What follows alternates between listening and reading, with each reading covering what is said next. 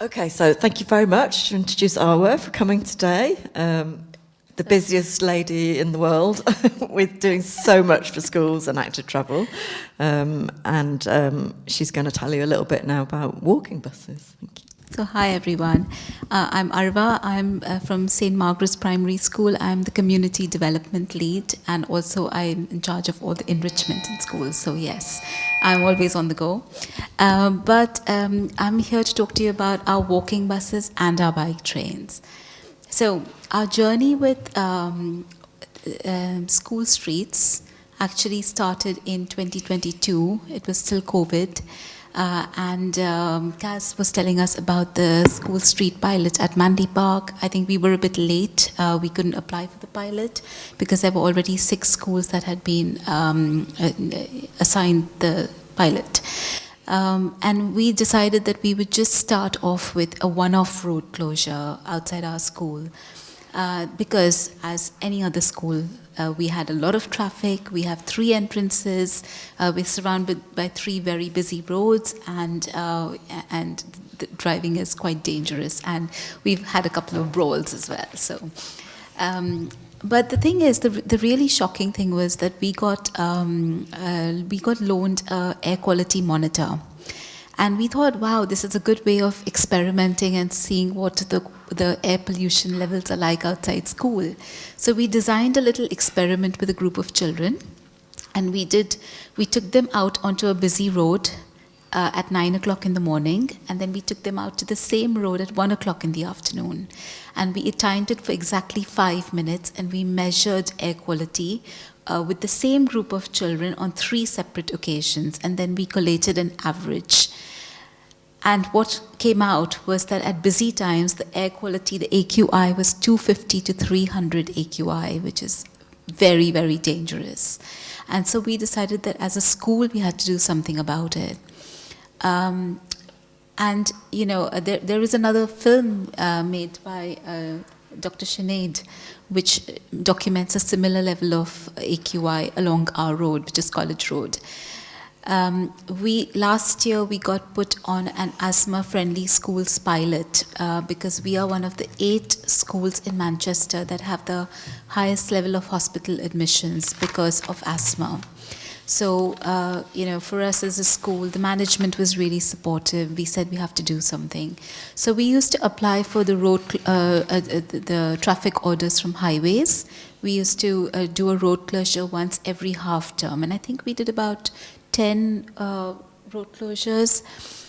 But because it was once every half term, parents were very supportive because they knew that that road was only going to be closed for that one day, and then the next day they could go back to their old habits. And it was really difficult to document or to count whether we were actually making a difference in parental behavior. So we decided that we had to think of a more long-term approach, you know, a long-term behavior change in our families.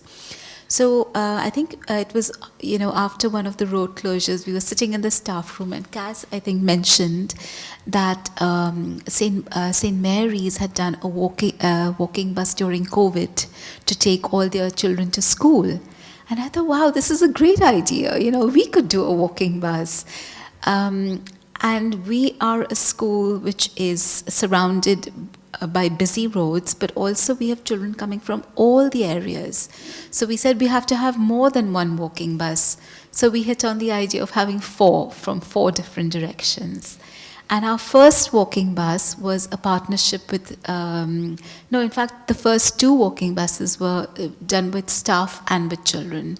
So as you know, as Hannah has mentioned before, if you have staff, then the children are very, very excited. So those are all our staff who said they were going to volunteer, and we had staff starting at each of the walking points, and the children absolutely loved it. And then what we had was some very dedicated volunteers, parents who saw the benefit of doing this on a weekly basis, and they said that they were happy to volunteer every single week.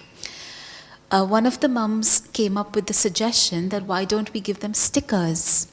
So in every single classroom, we have a sticker chart with all the children's names written on it, and the parent volunteers, they give every child who joins a sticker, which the children then come to the classroom and put it on their sticker chart.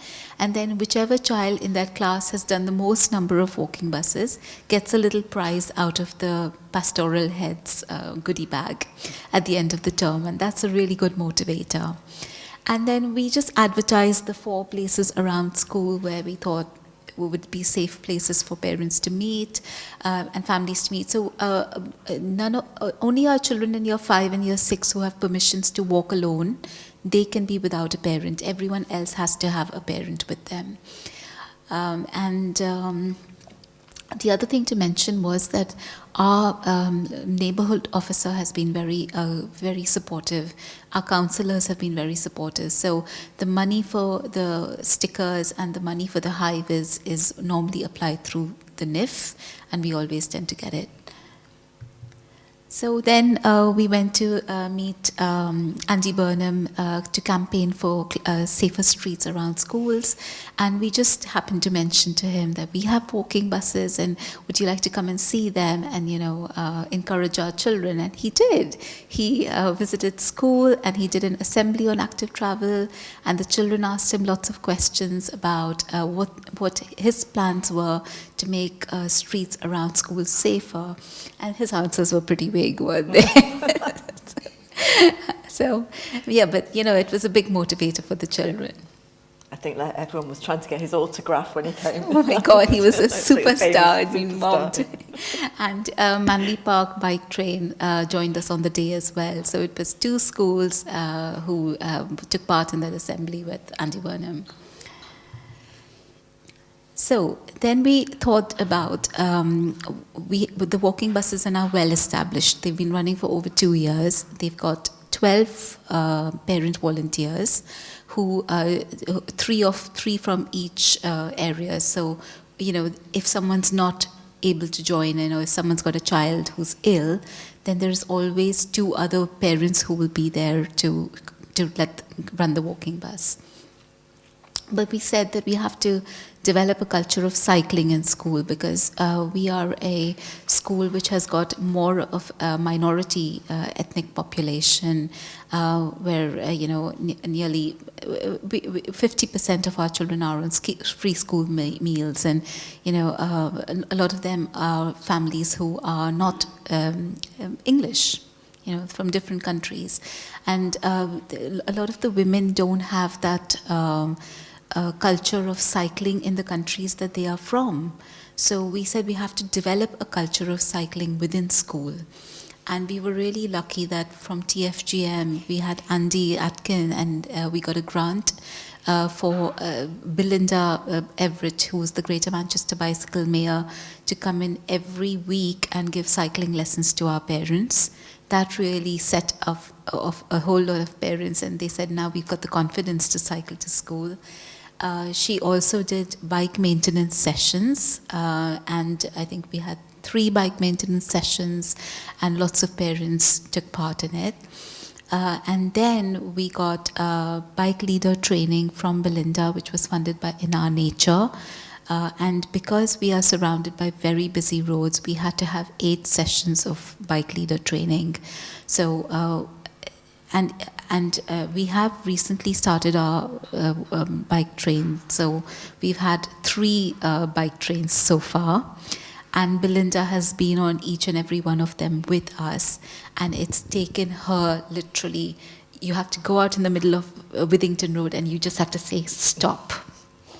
And you just don't budge until all the traffic stops. And only when you're really, really certain that traffic has stopped, we get the children to cycle through. So we actually need 6 parents to be present at every single bike train, just so that we can have 2 who are stopping the traffic, 1 who's stood in the middle, 1 who's leading the children, and 1 who's following from the back. Just because of the very busy road that we are on. But yeah, this is our first bike train, which was done by staff again, and our parents, and everyone was really excited, really happy to be on it. And also we have our walking buses. This is just a picture I've added, but walking buses for different occasions. So, like when it was Valentine's Day, we had like a Valentine's Day walking bus to show that we love our planet. And today, this morning, we had a mental health awareness walking bus where we were thinking about the bird song and thinking about all the things we could touch and hear and just be mindful, and a little mindful walk. So, yeah, if you have any questions, I'm very happy to chat. Thank you.